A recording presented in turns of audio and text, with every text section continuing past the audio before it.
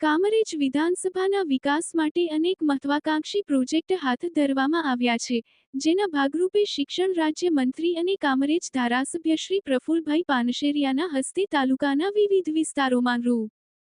24.4 કરોડના વિકાસકામોનું ખાતમુહૂર્ત કરવામાં આવ્યું હતું.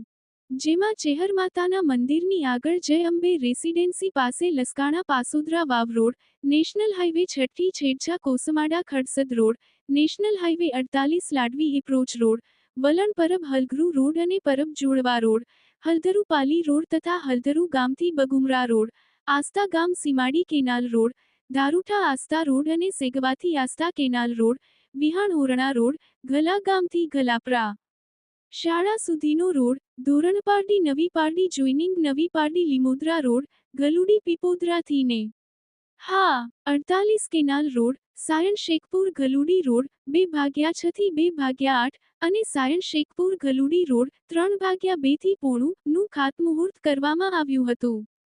આ પ્રસંગે મંત્રી શ્રી પ્રફુલભાઈએ જણાવ્યું કે રાજ્ય સરકાર ગામડાઓ અને શહેરી વિસ્તારોને આધુનિક અને સુવિધાસભર બનાવવા સતત પ્રયત્નશીલ છે. કામરેજમાં વિવિધ માર્ગોના વિકાસથી સ્થાનિક નાગરિકોનું આવાગમન વધુ સરળ બનશે અને સ્થાનિક અર્થતંત્રને વધુ વેગ મળશે તેમજ લોકોની સુખસુવિધાઓમાં વધારો થશે. રિપોર્ટર જગદીશ ભરવાડ, ન્યૂઝ 14 કામરેજ.